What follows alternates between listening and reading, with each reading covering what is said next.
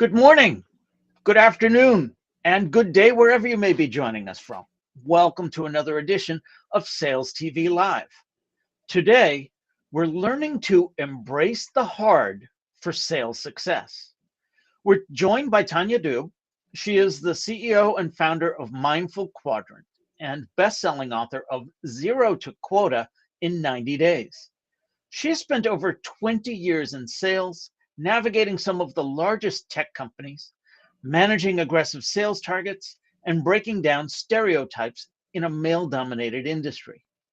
Now, she helps sellers exceed their sales targets by embracing their toughest obstacles. Tania, welcome.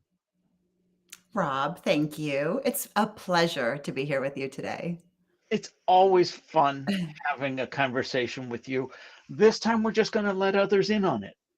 Perfect.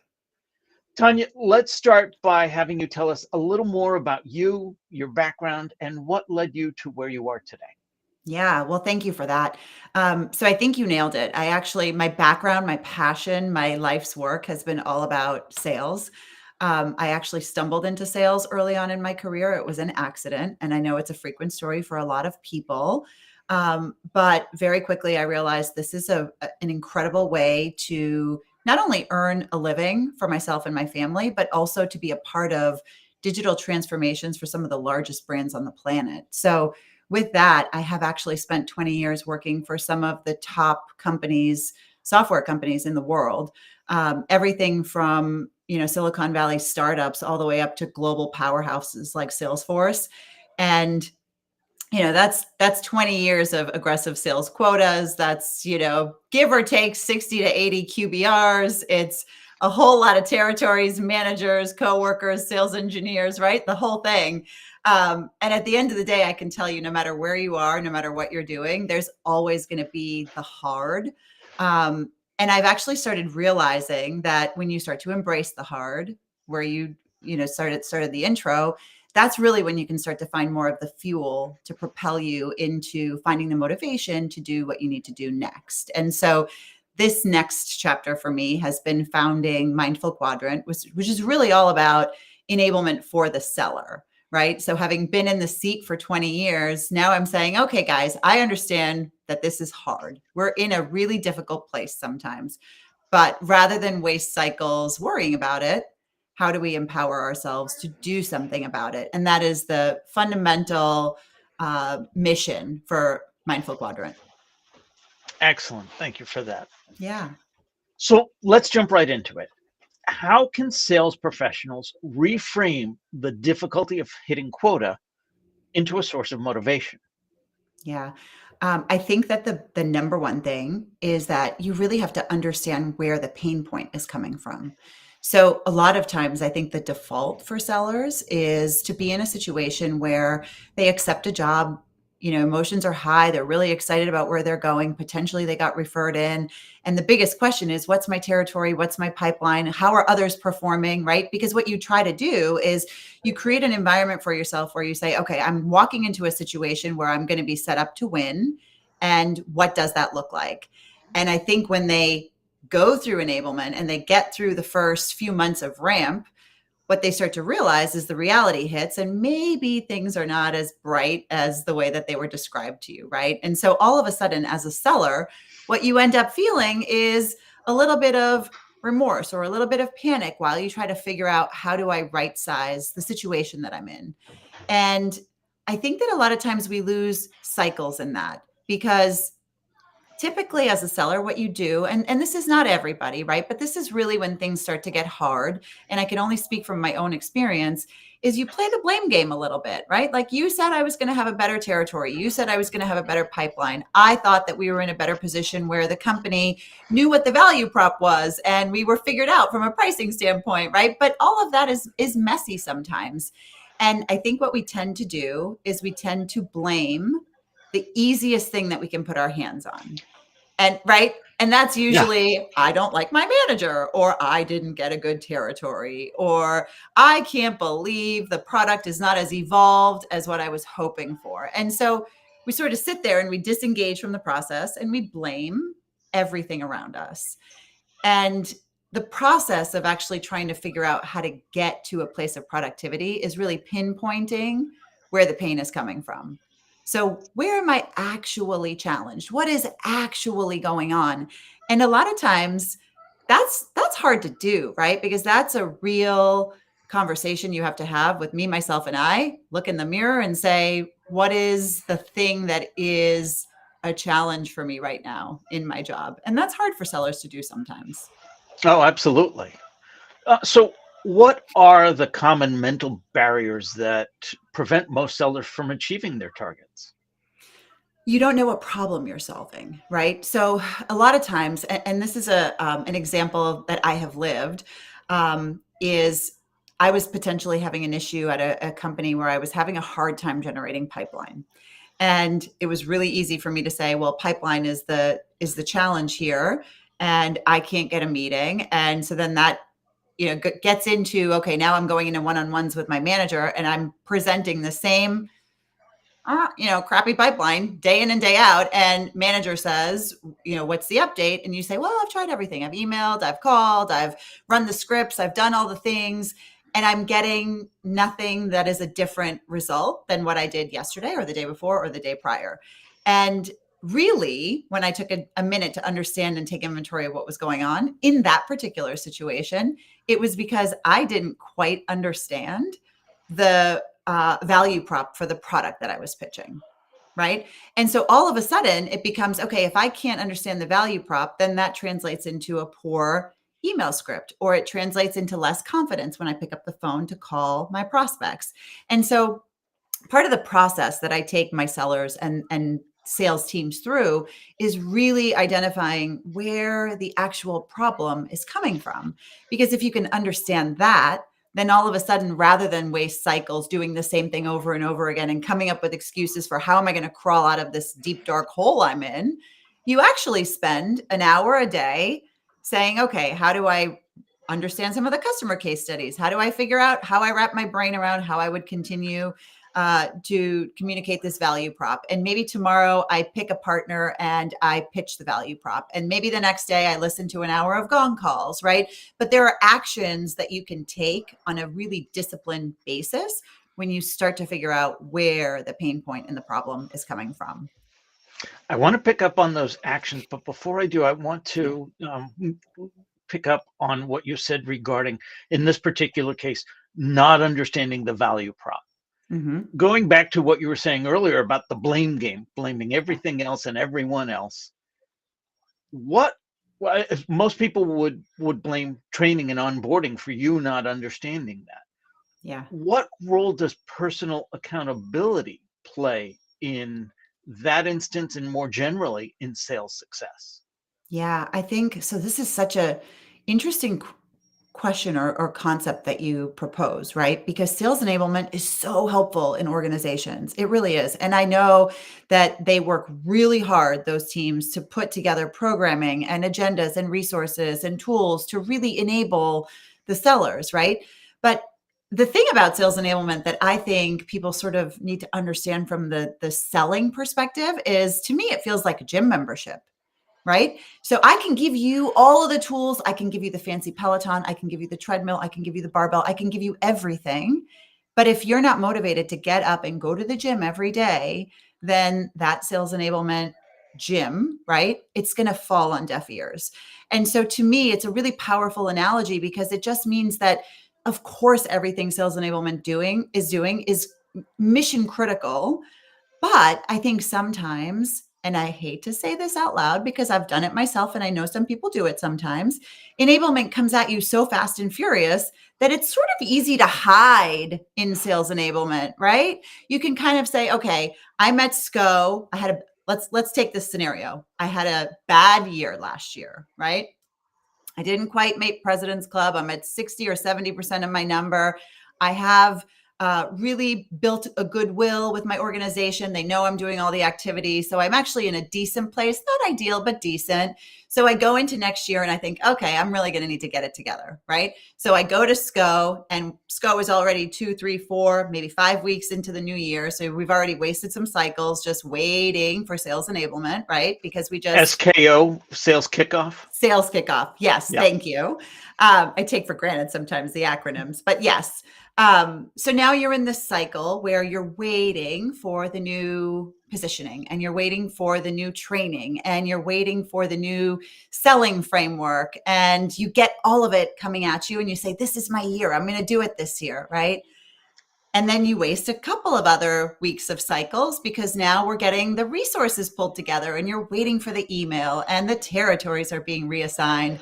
And so there's this lag where you're kind of hiding, right? And sales teams and leadership and enablement is saying to you, of course, it's all coming at you, guys. Don't worry about it. We're not expecting a ton from you, but we just want to make sure that you're getting the resources that you need.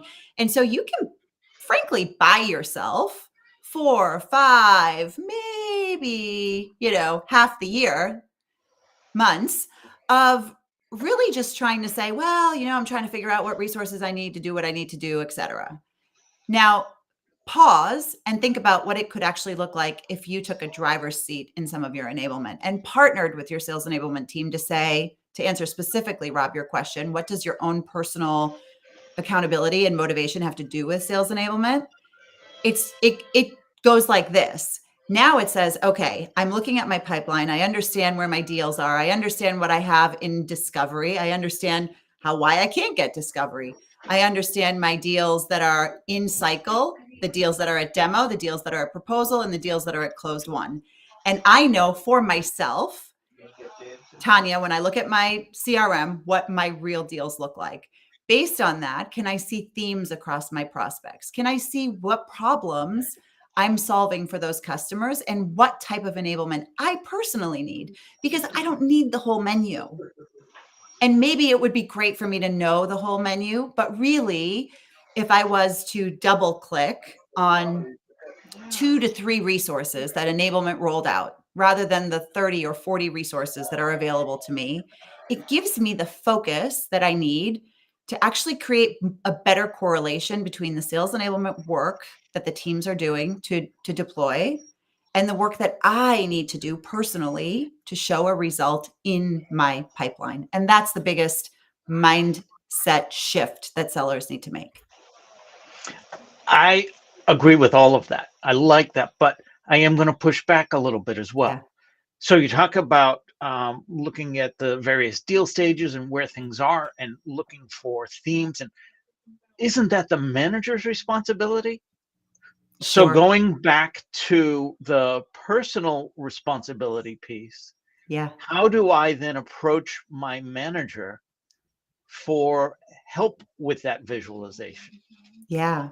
So such a good question because, well, first of all, managers are exactly that, right? They're your sounding board for all the things to make sure that you're progressing deals the way that a company is expecting you to progress those deals.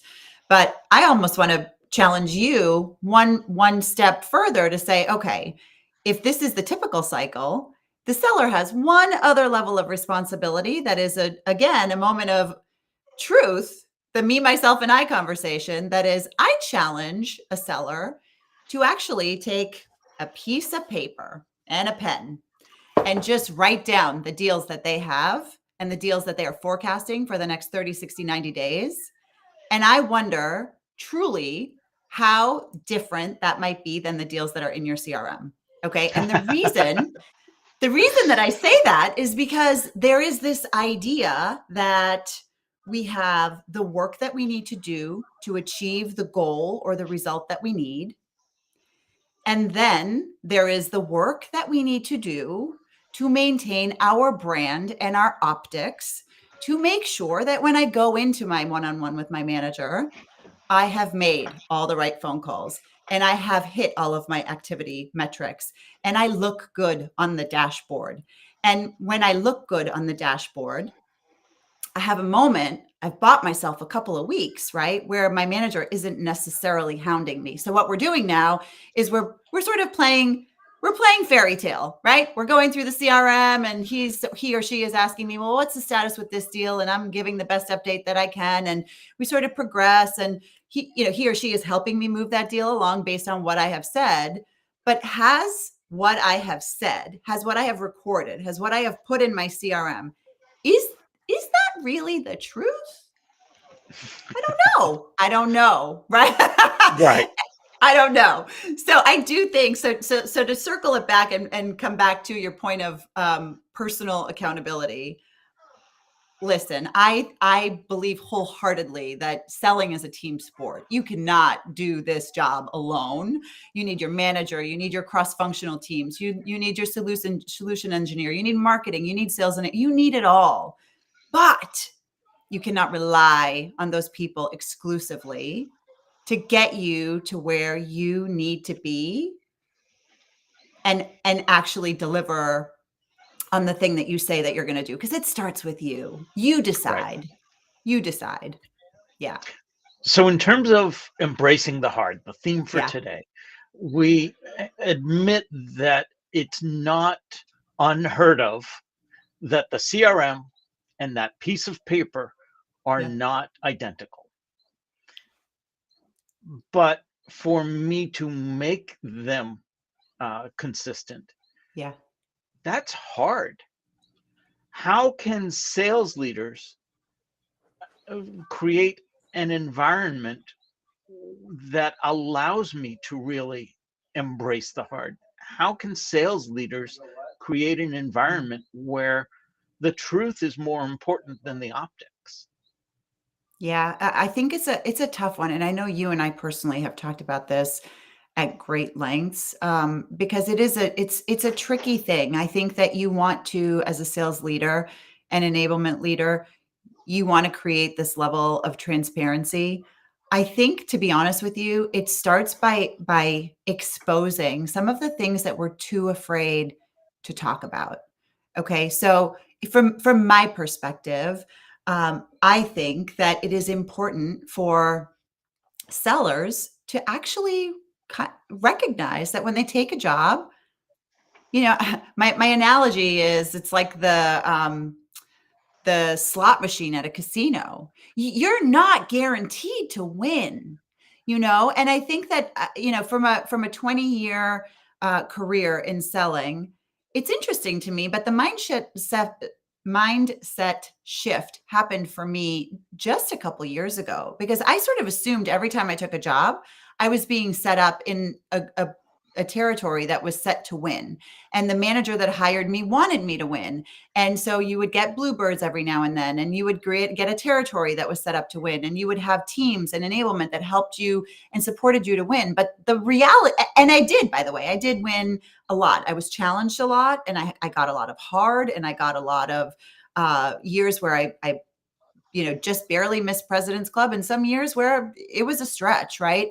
So I've seen it all. But I think the thing that sellers need to understand, and that sales leaders need to be more open with, is that not everybody's going to win, because the reality of the data is that 37.8% of sellers will hit or exceed their sales targets across all SaaS companies and salespeople.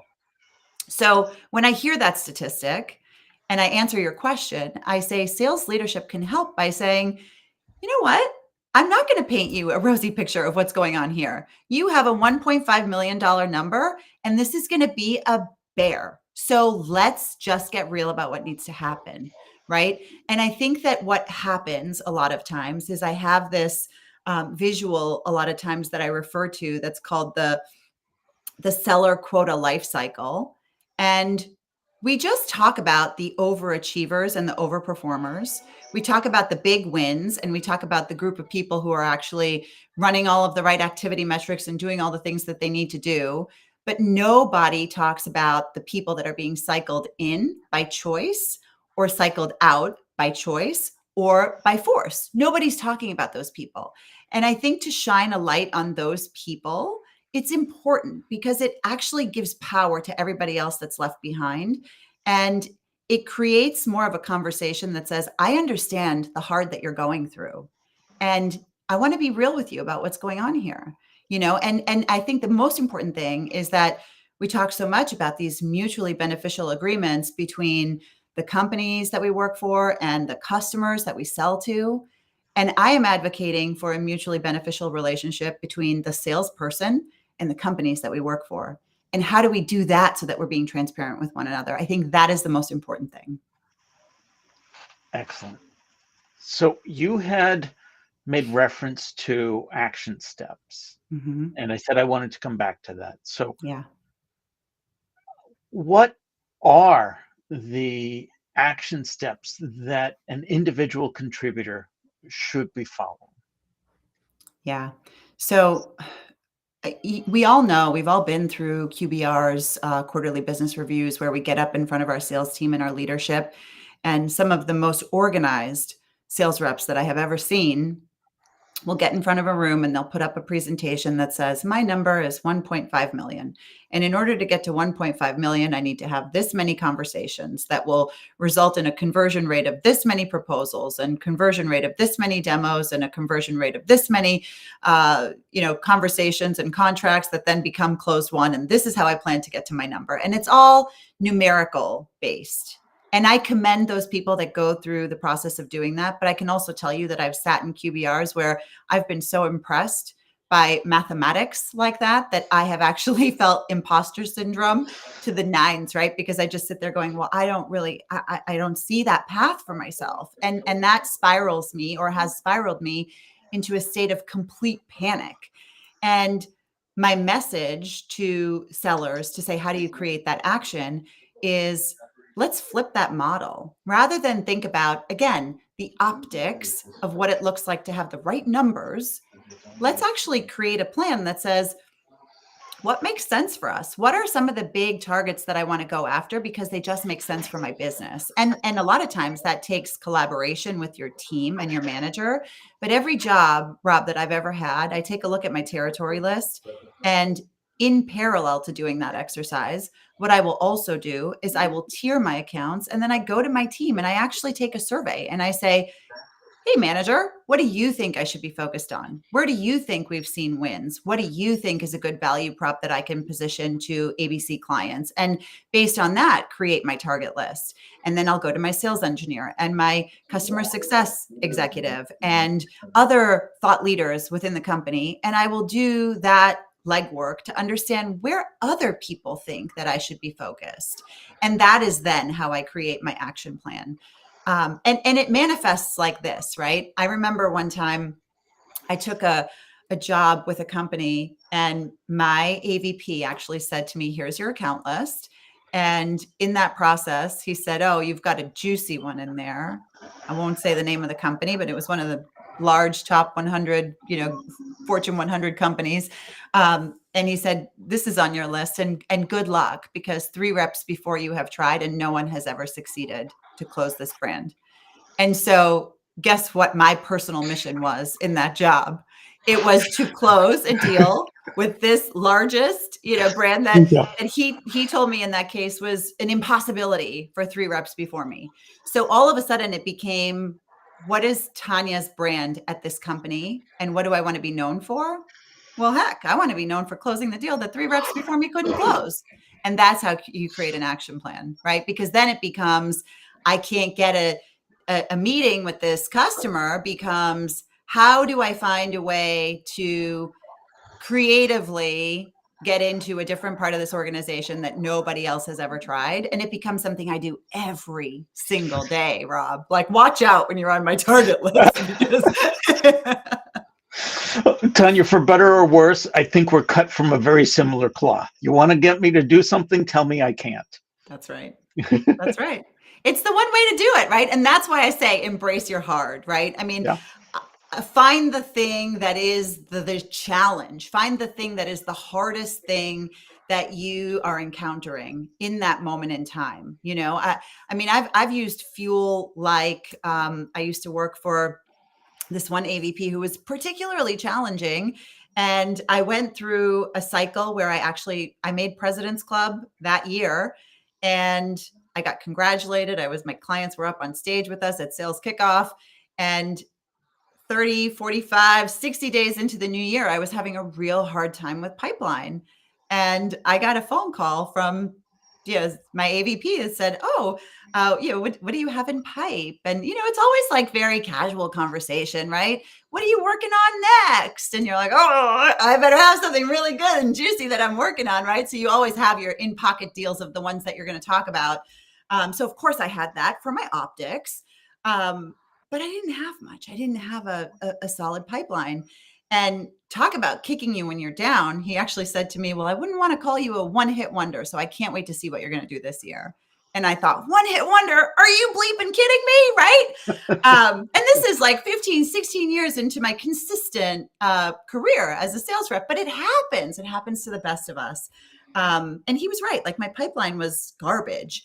And I went through a cycle where I did a pity party, and I was like, I don't like you, and I don't like the product, and I don't like my, and I did the whole thing. I did it. Of course I did it. I love a good pity party, Rob. I love a party. But then I kind of did okay, let's turn the page and let's sit down and think about how I can use this as fuel to really ignite me and do the thing that I need to do. And I did. And that year when I made it to President's Club, same AVP called me on the phone, and he said to me, your deal helped get me to President's Club and helped me make my number. And I said, congratulations to you. I'm very happy for you, and I knew at that point that wasn't necessarily the place where I wanted to grow old. And so I decided, you know what, it's time for me to part ways. But I did what I set out to do, and I did it on my terms.